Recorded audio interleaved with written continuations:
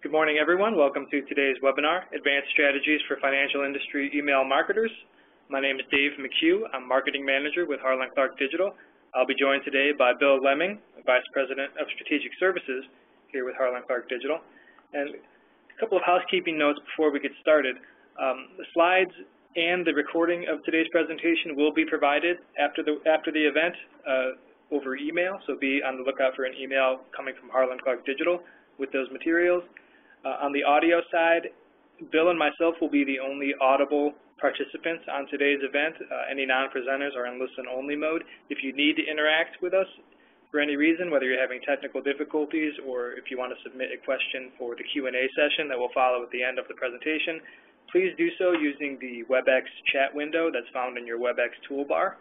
And for any Twitter users in the audience, if you want to take the conversation into the social space today and share any thoughts that we might be sharing over Twitter, please do so using the hashtag HCDIG201. A few items we'll be talking about today: engaging recipients. What type of content can you be using in your emails to increase recipient engagement? Testing strategies, moving beyond the really basic testing and employing some more advanced methodology. Designing for mobile, what are some considerations for smartphone users when it comes to designing your email specifically for them? Advanced personalization techniques, how can you make your messages a little bit more relevant for recipients using personalization? Social media, how can social media and your email campaigns or your email program work together? Considerations around SEC Rule 17A4. And finally, the importance of balancing corporate control with localized messaging. And as I mentioned, we'll close things out with a Q&A, so please submit your questions at any time throughout the presentation. We'll start out talking about engaging recipients. When I talk about engaging recipients, I'm not talking short-term engagement. I'm not talking just about what's going to get recipients to open your message today. I'm looking at establishing the long-term engagement, what's going to make them be on the lookout for your message next week and next month. And a lot of that comes down to the type of content that you're providing. And we've seen a lot of people have success by incorporating educational content in addition to their normal promotional content. So it's treating email as more of a benefits-oriented channel for the account holder as opposed to simply a way to push product. And something like this would be, so you can see this expenditure chart here. Talk about paying yourself first. You know, if I'm someone who is not great managing my money, the idea of putting away 10% of my income, it might seem like a really daunting challenge. So something like this would be a really easy way to illustrate, you know, just by pulling back some of what you're spending on some of the non-essentials like food, going out to restaurants, entertainment, maybe going to movies and things like that. Just by pulling away from some of those non-essential categories, while still contributing fully to essentials like housing. You can see in the bottom right of this chart, all of a sudden you can see where that 10% can come from and how it can be accomplished, even for those who maybe historically have not done a great job managing their money. Calculators is another really nice interactive way to engage with recipients. So something like this savings rate calculator, letting me know based on my age group and my annual income, how much should I be putting away? What's my target savings rate that's going to put me in a position to withstand an emergency should one arise? You know, how much do I need to be saving to make sure that I'm not financially crippled if something bad happens? You know, again, value-oriented content, helping me plan for my future.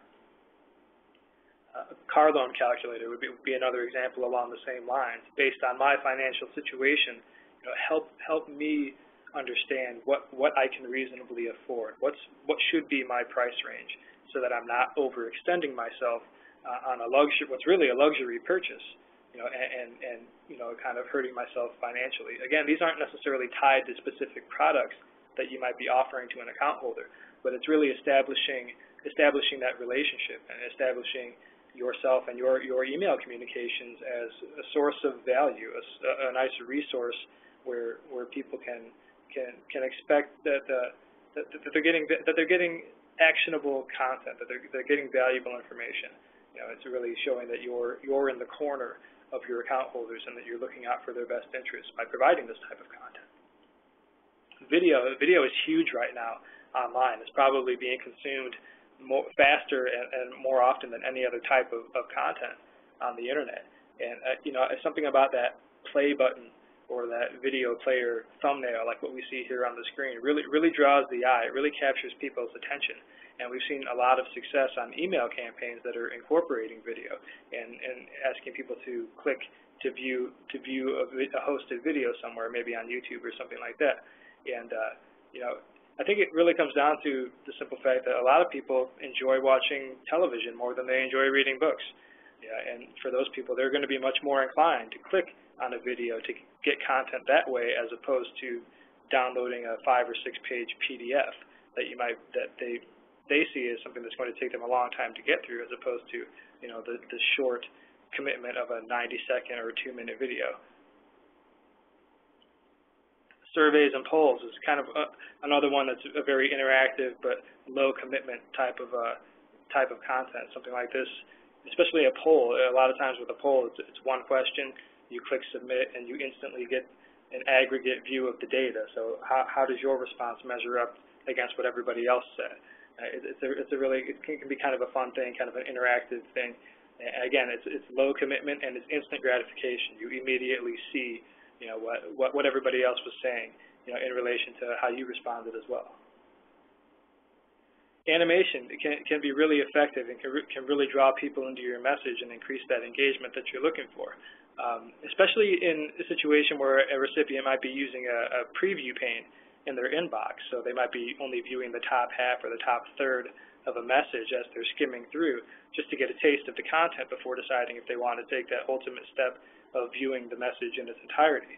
And for those people, they might be in a hurry. They could be skimming through messages rather quickly. So seeing some animation in their inbox might give them that split-second pause that causes them to give your message a little bit more consideration, a little bit more time. And as an email marketer, that's really your goal, whether it's through the subject line of your message or any graphics at the top of your message. You want to give people pause. You want to give them a reason to take another step, to take a couple extra seconds and engage with your message and see what's either what's below the fold or whatever accompanying content you might have. So animation can do a really great job of catching the eye. Now, you don't want to overuse animation. If you use animation in every single message, all of a sudden it becomes commonplace, it becomes routine, it starts to lose some of its impact. But when used effectively and appropriately, animation can really have benefits to your message. It can really help you grab the attention of your recipients and by extension increase how many eyes are going to see the additional content within your messages. We've seen a lot of financial clients starting to use real images as opposed to stock images. So real images of a local branch location, real images of a local loan officer that I, as the account holder, might have run into, when I'm conducting my business at that location. And that kind of plays into some of the advanced personalization that you can do in a message that Bill will talk about in a little bit. But what it really boils down to is that it's become a little bit stale, the use of stock photography. People are so used to seeing it, and they understand at this point that just because people look like executives, they aren't necessarily executives from your financial institution. They understand. People understand that they're looking at models, right? These aren't the real people that are behind the scenes trying to give them the best experience possible as an account holder. So the use of real images makes more of an immediate connection with recipients that we've seen. Quizzes and games is another great way to engage recipients. Everyone loves playing games on their computer, and I think incorporating things like this into an email message, while it's not necessarily driving new sales, if I'm playing a game, I'm not putting things in my shopping cart, so to speak. But at the same time, I'm spending time with your content. I'm engaged with your brand, and that's, as an email marketer, that's really what you're looking for. You're looking for people to take time out of their busy schedules to engage with the content that you're providing. And especially for something like this, it's just kind of a fun word search, but it's teaching me about ATMs and overdrafts. Again, not necessarily pushing product, but providing value to me as the recipient. And again, all of these things, are the type of content that is interactive, and it's very engaging. And again, it's what's fostering that long-term engagement that you're ultimately aiming to establish among your recipients. Now I'll turn things over to Bill to talk about some testing strategies. Great, Dave. Thanks. In terms of some things that you should or might want to consider testing, I mean, this list in our mind is virtually endless, but you could look at, the kinds of things that most of our clients are doing is working on the day or the time of day that is best for them to send, the from name, certainly subject lines, all kinds of creative and layout tests, copy and offer testing, as well as calls to action. So this is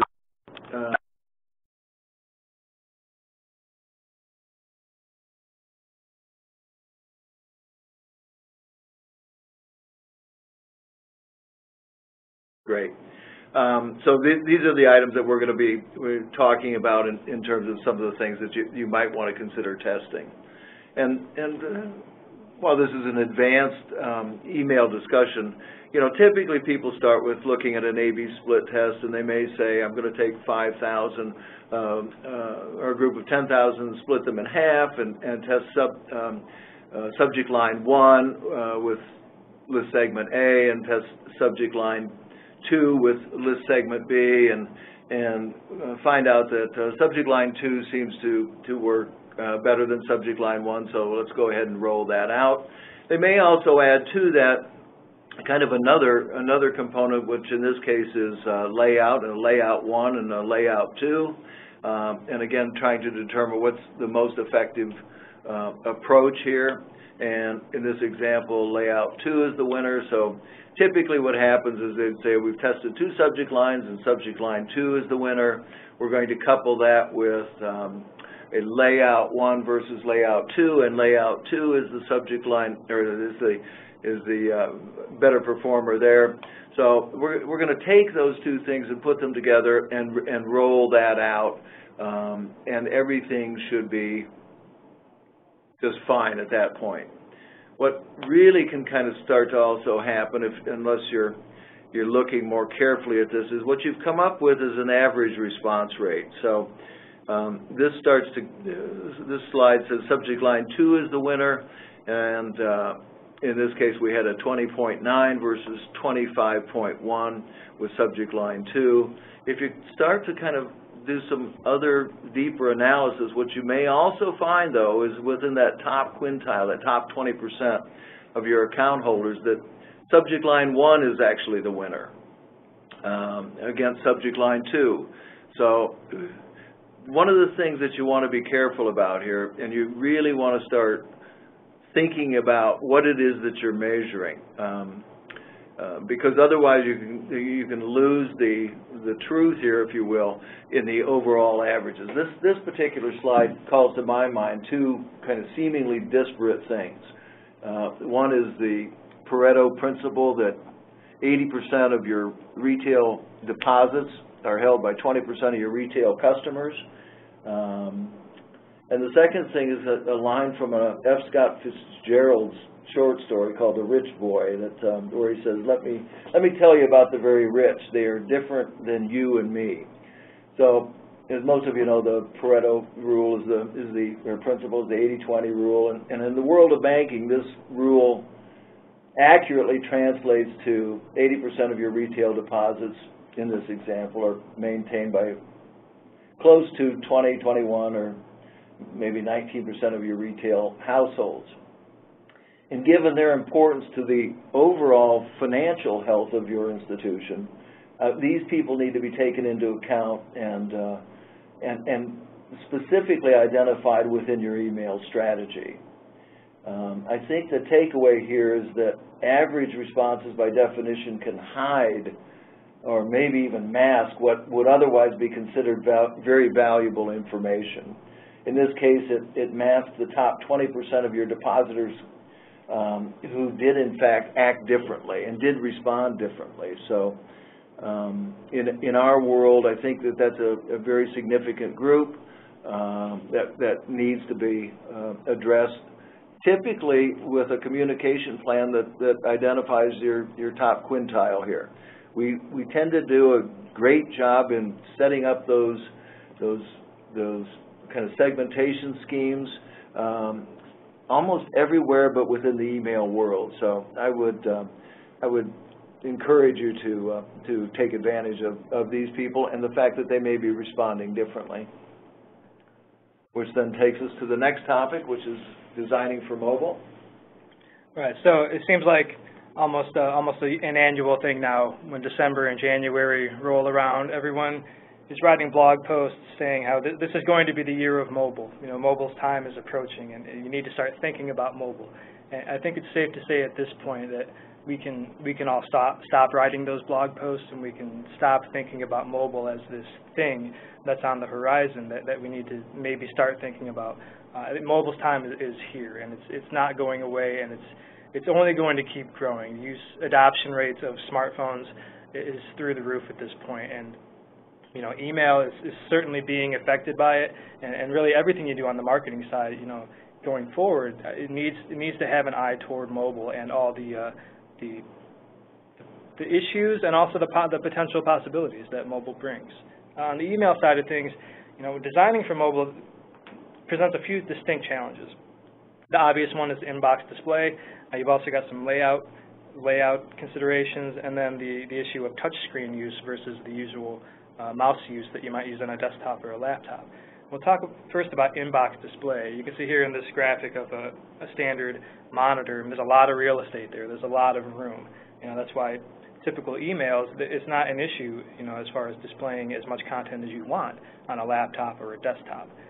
You can see here, I took a screenshot of my own laptop, and you can see this is cropped, and I still had more than enough room to show quite a bit of detail here. You can see at the top, I've got a subject line that is around 50 characters, which is a decent-sized subject line. No problem at all. There's no issue there with subject line being cut off or truncated. I've got a lot of detail in the middle. Again, this is a preview pane view, so as I'm scrolling through my messages, I get a lot of information around the from, who's the message coming from, who was it sent to, was it sent just to me, or was it one of those undisclosed recipients in the to field where I know somebody used the blind carbon copy field to send to a ton of people. You know, that strikes me as kind of a junk mail kind of approach. And you can see in my preview pane down below, I'm not only seeing, you know, a reinforcement of who the message came from through the branding at the top of the message.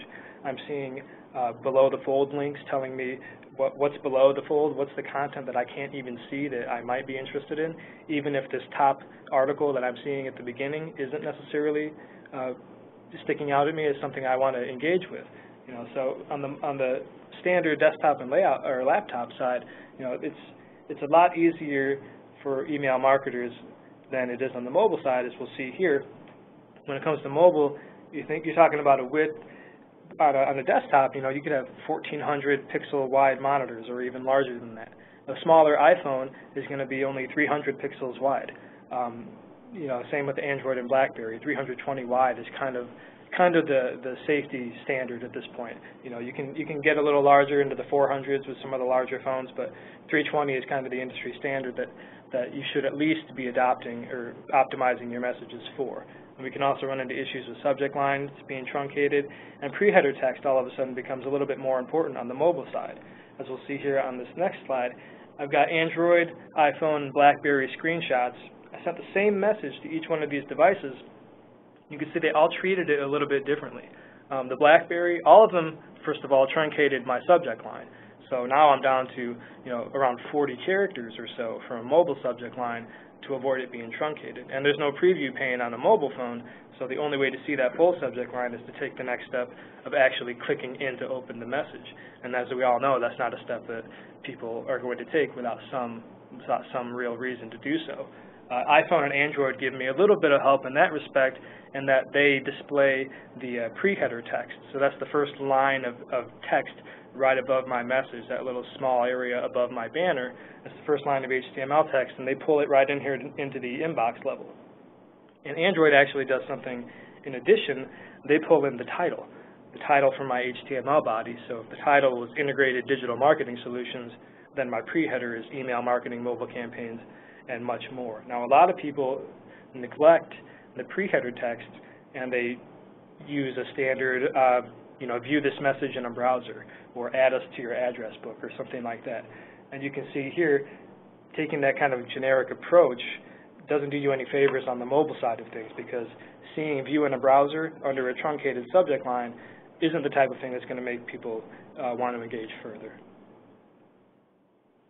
Another issue would be the way smartphones treat messages in full display. So when I actually take that next step of viewing the message, you can see this is from an Android device. The default view is actually zoomed in quite a bit. And when I zoom out to try and see as much of the message as possible, it's still cropped on the right side. And you can see in both cases there's some issues with the width of the message, because it was coded to be 600 pixels wide. So there's some line wrapping that I don't want to see, and there's some general condensing of the message that is making it, not display the way that I would want it to. In this case, I include a button at the top that says mobile version. So if you click that button, you actually go off to an HTML page showing the same content, but in a mobile optimized format. So that's one approach you can take.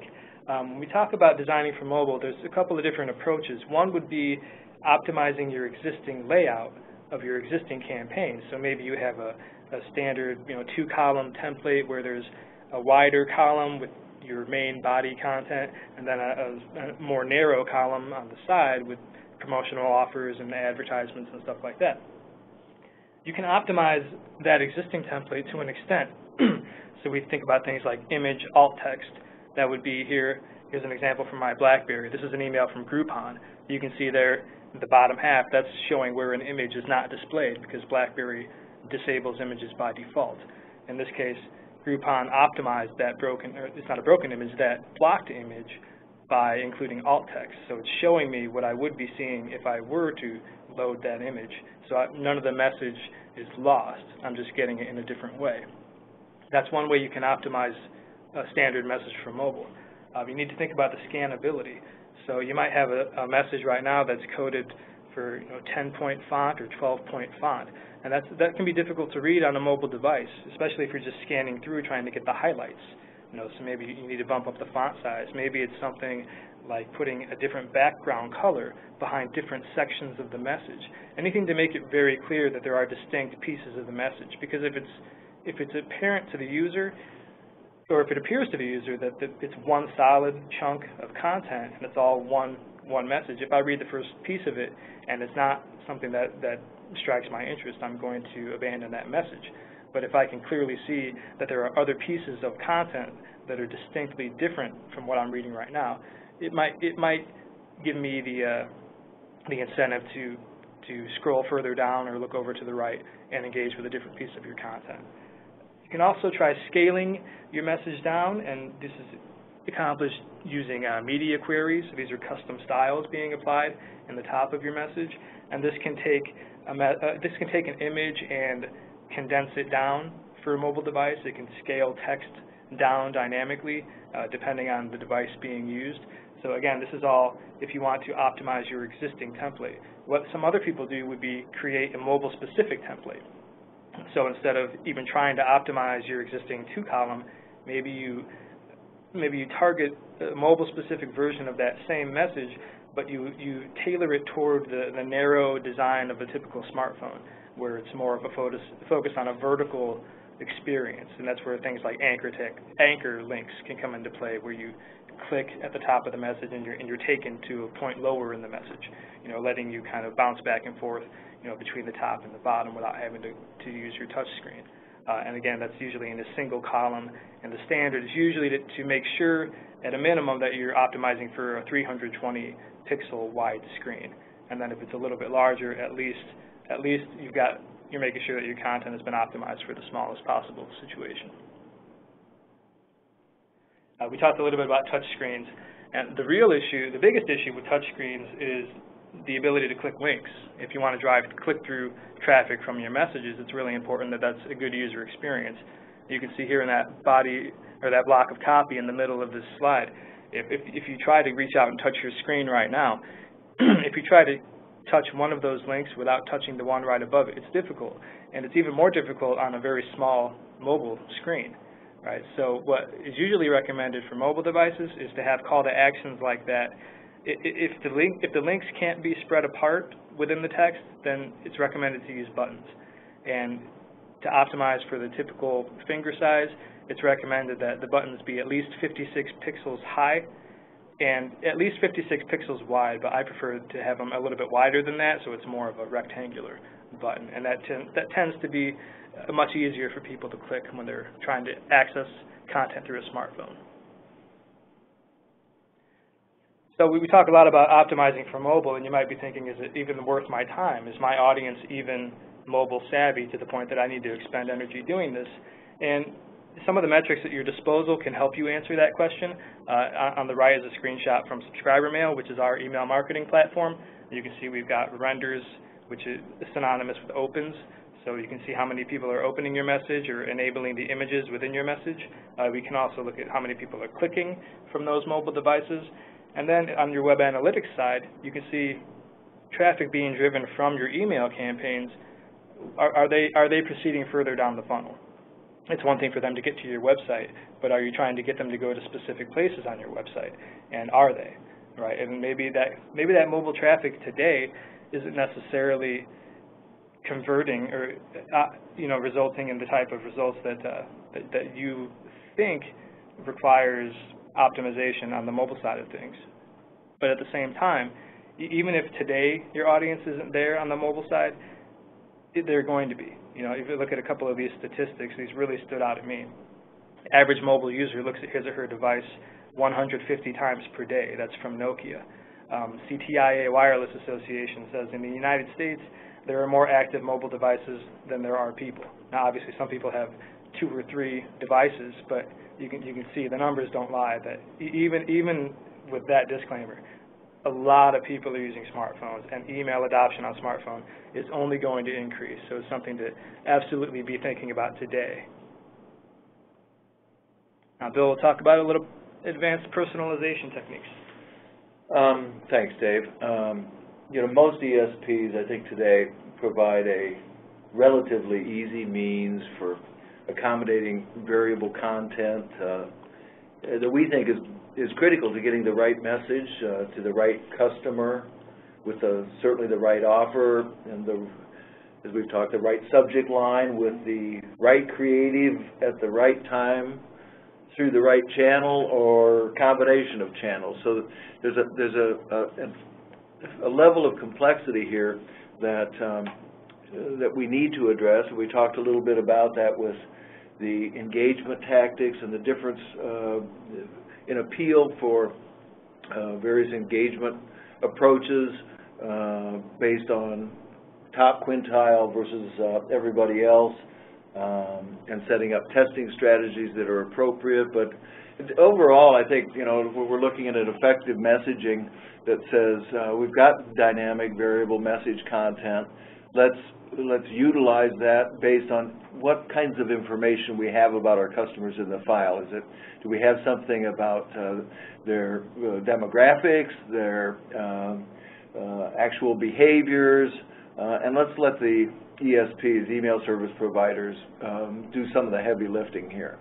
And at the same time, allow us, again, trying to get that right offer in the right format to the right individual allows you to maximize and optimize your time by getting multiple message elements on a customized level to the individual recipient. So in the example here, I'm saying that we have an account holder 1 who looks like they're approximately 62 years of age, that they're married and a net depositor, versus account holder 2 who's much younger, 34, married with children, and a net borrower.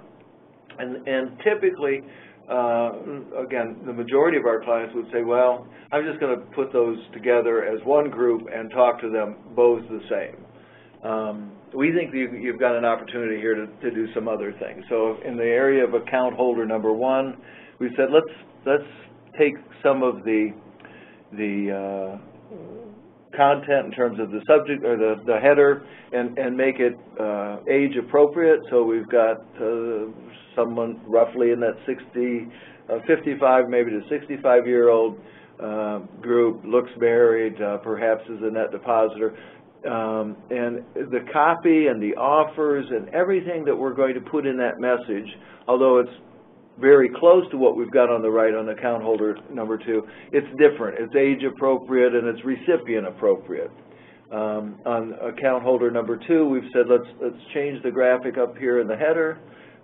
Let's change some of the content and some of the things perhaps benefits that we're talking about, and let's make it look recipient appropriate. We also added in here that we've got the opportunity not only to make it recipient appropriate, but also kind of somewhat sender and appropriate from the localized level. So in this case, we've said that we've got Dave McHugh's loan officer at the Main Street branch, and myself on the right with loan officer at the First Avenue branch. You have the ability to promote your people. You have the ability to promote content that is appropriate to the recipient. So why not take advantage of both? Which takes us over to social and email working together. So a lot of people have asked us, with social media being such a popular channel these days, how or is there a way for social media and my email marketing campaigns to work together? And the answer is absolutely. Something you've probably seen a lot of people doing. If you have social profiles, if you're looking to actively build a Facebook following or a Twitter following, whatever network you might be looking to optimize, a lot of people are using their emails to promote those. So you'll see the recognizable Twitter icons and the Facebook icons, and usually it says, follow us, or join the conversation, or however you're looking to position your social presence. That email, if you're sending to people through one channel, the email channel, it only makes sense to promote your other channels. The same way you would drive them to your website. Drive them over to your Facebook. Let them, if you have something special going on, maybe you have contests going on, or there's some special offers for Twitter followers only. Whatever the case might be, it's a great way to leverage an existing audience base to try and build up another marketing channel. And then some people do the inverse, and that would be looking for your social followers. Maybe they aren't necessarily receiving your emails, so you can have a sign-up form right on your Facebook page saying sign up for our newsletters or announcements or whatever you might be sending. Sign up for weekly educational updates. However you're positioning your email newsletters. Another option would be to share content, or provide the option to share content through your emails. So if maybe you're sending to 100,000 people or 500,000 people, whatever the case might be, how many Facebook friends do those people have? How many Twitter followers do those people have? Is that something you can leverage to expand the reach of your communications and be limited only by the reach of your own audience? It's a great way to leverage the power of social media and people's willingness to share content through that channel.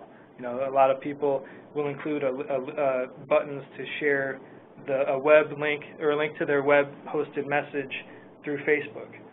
So that's where the same view in a browser link that you might see at the top of a message. We'll go ahead and share that link to all of their Facebook friends or all of their Twitter followers, all of their LinkedIn connections, whatever the case might be. That's a great way to extend the reach of your message. Something that we offer through our platform kind of takes that a step further, and we tell people that you can actually customize whatever link you want to be shared. So maybe if you're promoting an event, you don't want necessarily people to go to a link to your email message if you've got another landing page where they can register for the event. You'd rather get them right there to eliminate that middle step. So you can customize the link to be shared. So now all of a sudden, all of your recipients are driving attendance to your event by sharing the link to the registration to their own social media connections. Another way to leverage social media would be blog content. Any web content, for that matter, can be turned into an RSS feed. So if you have a blog, especially if it's the type of educational content that we mentioned earlier, that's the type of content that you're going to want to send out through your email newsletters, as we mentioned earlier. That can really drive response rates. If you create an RSS feed, that can be piped automatically into an email marketing system, so that every time you or your webmaster or whomever might be managing the company blog, every time a post goes live, it's going to automatically be fed into the email platform and be available for use in a future newsletter. So you've got an ongoing, living content repository that's always in sync with what's on your site. So if there was a typo and it gets updated, that's going to be fed over directly. So you've always got a sync between what's going on the social media side with your blog and the content that you've got at your disposal to provide to your email recipients. Thanks, Dave. The next topic that we're going to be taking a look at is SEC Rule 17A-4 and related considerations. As many of you probably know, or perhaps some of you don't know, this is involves an electronic storage of broker-dealer records, and basically says that electronic records must be preserved in a non-rewritable and non-erasable or deletable format, basically a non-editable format, and that the retrieval of those records must be prompt, typically within 24 hours, so that if an SEC examiner comes in and says, I'm interested in seeing the qualifying emails during this period that were sent to Dave McHugh or whomever, they can pull those up, and they can see exactly what was sent to Dave at that point in time. So these records, according to this particular SEC rule, and probably according to your compliance and legal departments, would be set for a predetermined period, typically 3 years, maybe 2. And upon expiration of that retention period, the records must be deleted. So the question becomes, are you compliant? That sort of begs the other question of, do you need to be? And if not, what kind of teeth does this particular rule have in it? And it does have some teeth. So there's, in the past, there's been maybe a half dozen of the world's largest investment banks who've been fined over $8 million for non-compliance. So, and then in some cases you're going to say, well, we don't even, through our wealth management or private banking centers, really send out anything that would necessarily be covered by this SEC rule. So, and a lot of our clients have said, we understand that it technically encompasses only those emails related to securities such as stocks, bonds, mutual funds, etc. And we don't do any of those today, and therefore we don't have any reason to have a means by which we can retain these copies in an uneditable and unerasable format. A number of our other clients, particularly the compliance areas, has said, if this would preclude me from one of our customers filing a somewhat frivolous lawsuit against us, claiming that we said that they would get a 50% return on their money in a year, and they were tampering with the message that you sent, this would just preclude us from even having to worry about any of those things.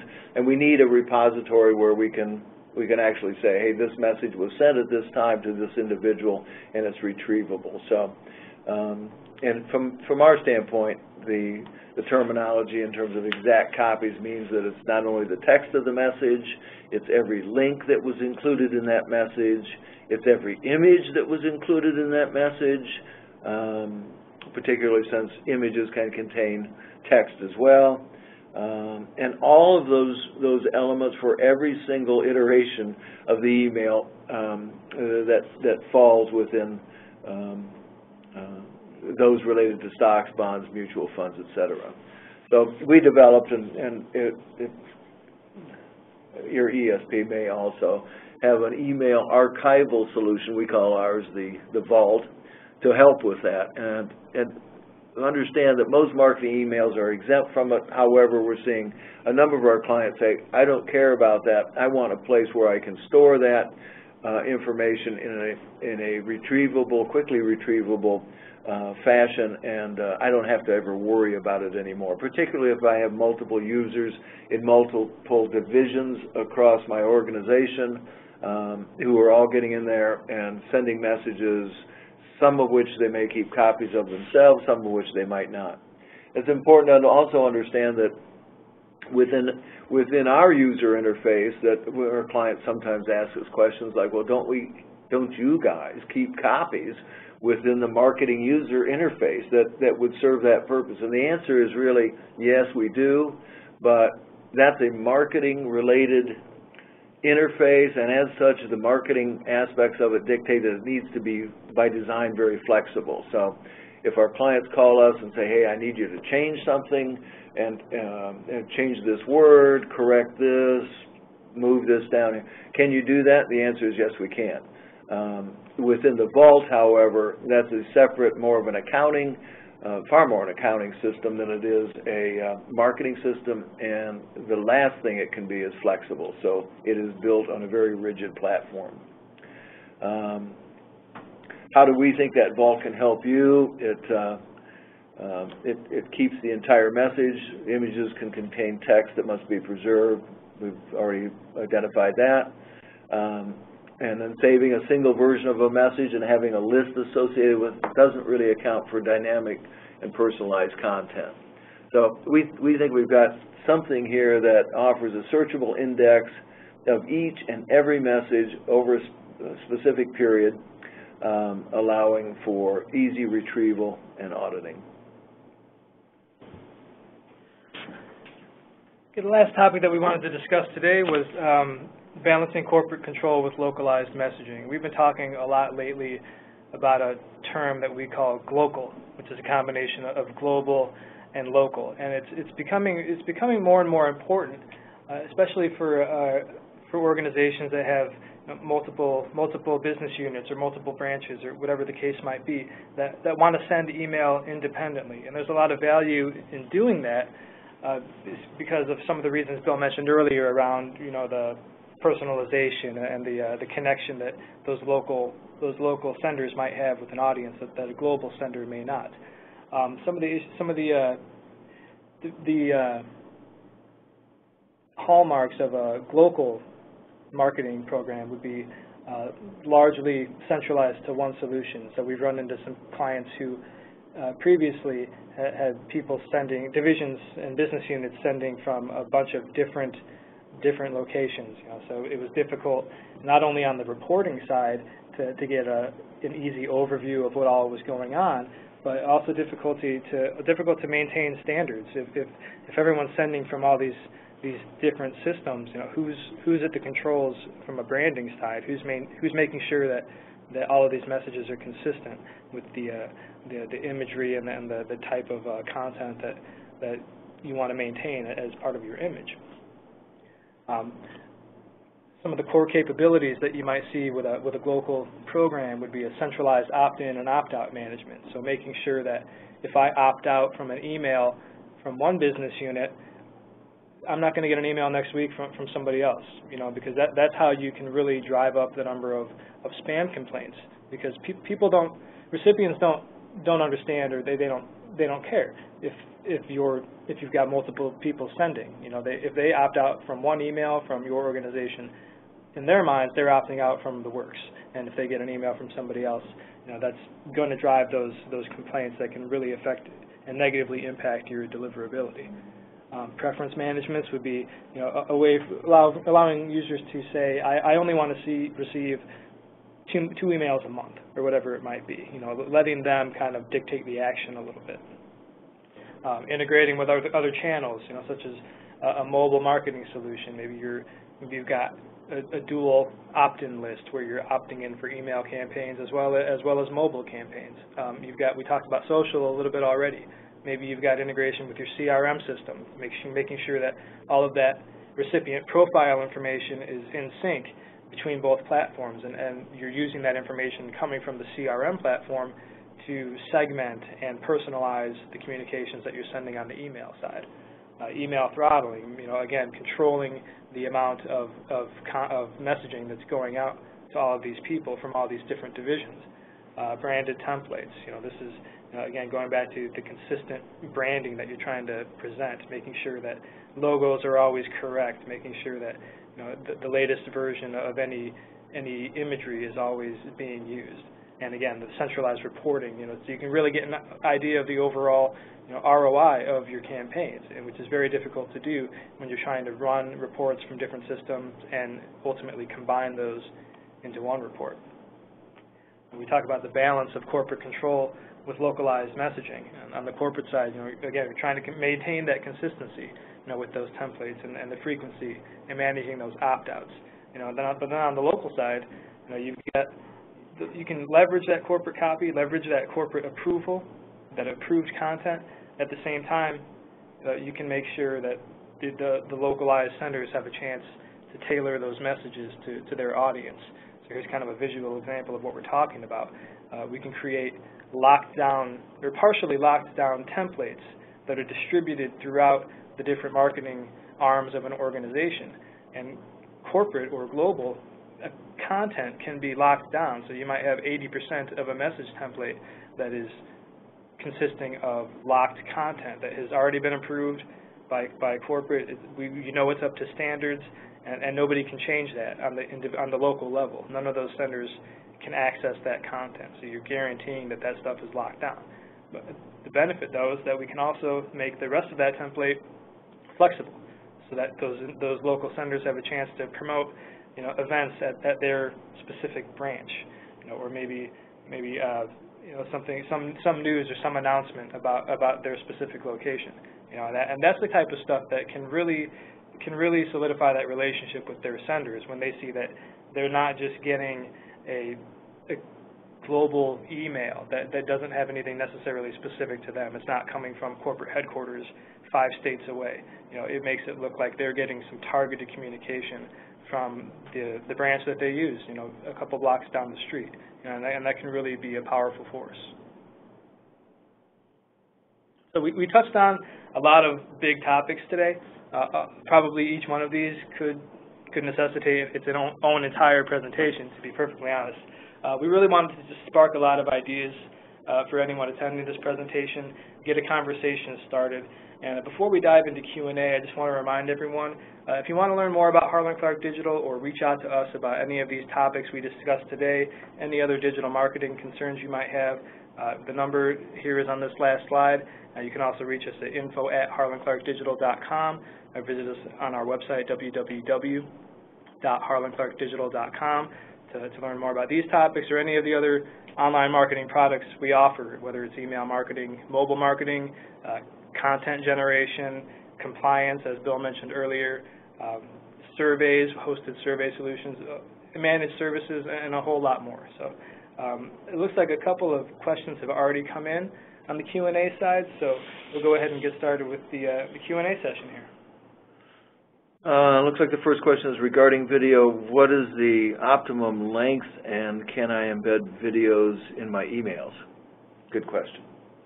Yeah, I mean, it's on the optimum length side, it really comes down to what are you trying to convey in the video. It's no different than an essay. How long does the essay need to be? Does it need to be 1 page or 5 pages? And the answer is really as long as you need to complete the assignment. And the same with video.